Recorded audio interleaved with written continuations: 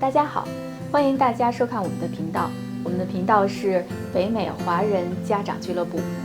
那么在这个平台上呢，我们会分享很多当地的教育信息，也会和大家一起讨论一些教育现象和话题。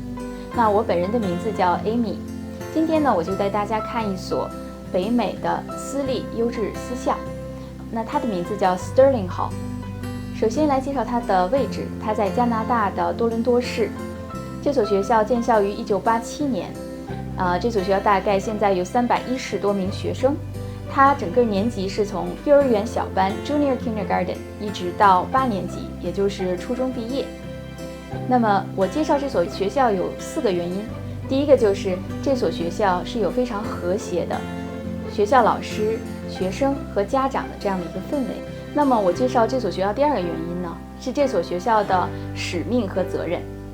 那就是他们建立在一个非常好的理论基础上的一个性格表格。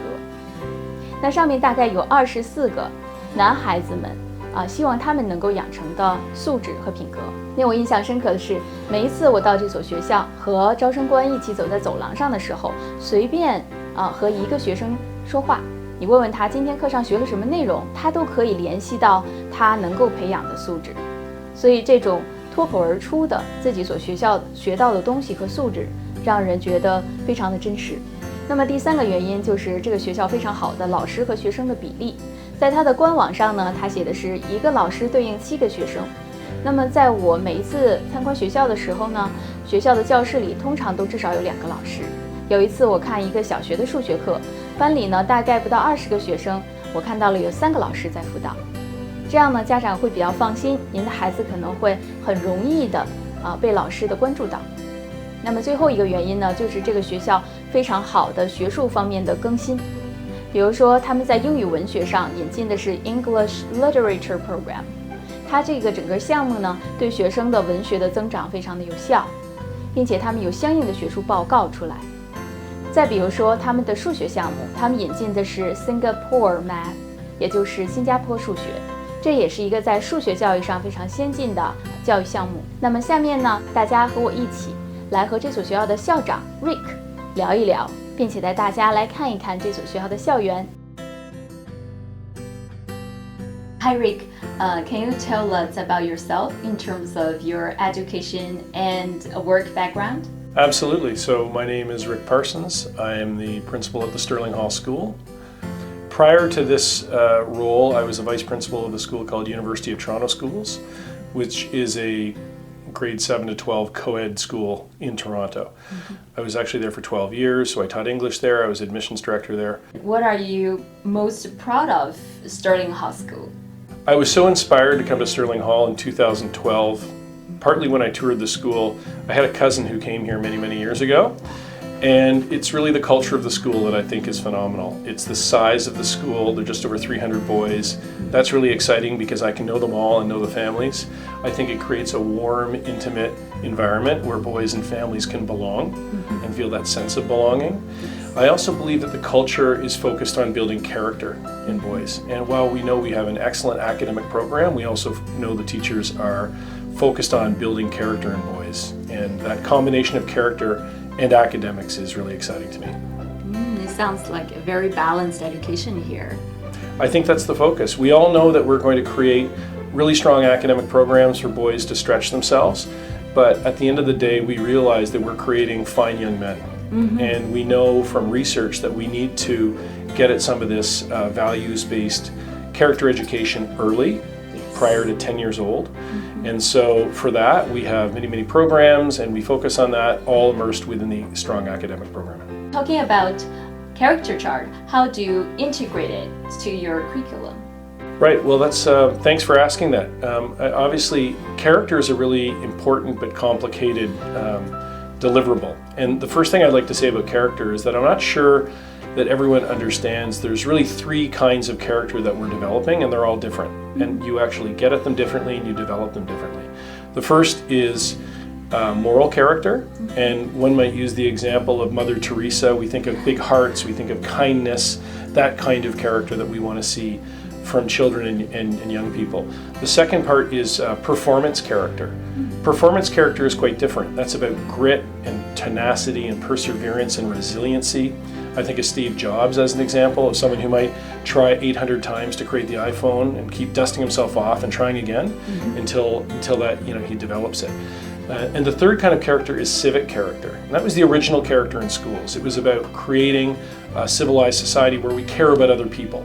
And we need to create a well-informed populace for democratic voting and those kinds of things. So civic character means that other people matter and that we contribute to a larger whole. All three of those pieces of character, we come at those in different ways. You don't create the heart the same way you create resiliency. So in understanding the divergent elements of character, we can apply it in lots of different domains and throughout the school.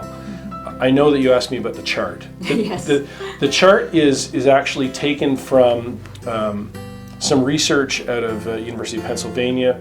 It's called the VIA Character Lab, and it was from a book authored by two professors, Martin Seligman, who is really maybe the grandfather of positive psychology, and the late Dr. Peterson. And what they did was they looked over 3,000 years of human history with 67 other eminent social scientists, and they coded the 3,000 years of history, looking at everything from Socrates to the Bible and everything in between.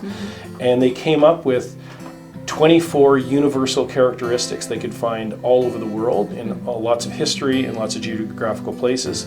And these are the 24 VIA character strengths that you see on our posters. They're inherent in everybody, but we all have different strengths, or we rely on different characteristics depending on the individual. So we spend a lot of time talking to the boys about these words, identifying these words, allowing boys to partake in everything from academics to sports and clubs and things, and then mirroring back to them some of those wonderful qualities that we see. For Chinese parents, they actually think academics curriculum is very important. So what's your academic strengths? Can you please tell us? I think that our school is small and young and nimble. So we're very flexible. We can innovate. The size of the school is really significant for that. So I mentioned to you that I came from a school beforehand called University of Toronto Schools. I was there for 12 years. I was there as the vice principal for 8. We did lots of changes. We changed assessment practices. We changed programs.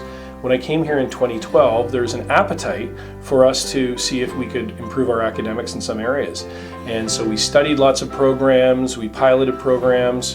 One example was we tested out Singapore math in 2012 in grade 4. We really appreciated the outcomes, the learning outcomes we were seeing from the boys, and so we rolled it out. We rolled out Singapore math from really we're doing a little bit in kindergarten, but grade 1 to grade 5, and we saw tremendous uptick in the mathematical outcomes of the boys.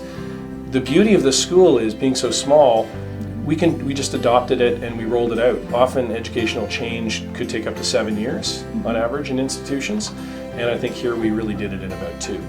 We did the same thing when we changed our assessment practices. We've looked at our literacy programs. We're constantly looking at things and we're constantly renewing them, and we're seeing if there are better programs out there that we can adopt. 我自己本人呢，曾经在这个过去的3年中，到这所学校做过很多次的访校，以及和学校的校长、招生官都做过多次的交谈，所以对整座学校的感受就是和我之前在美国的伯明翰市工作的一所私立优质私校氛围非常相像。那么在这样和谐的环境里呢，学生们也会非常的希望能学到很好的知识，并且能喜爱上学习。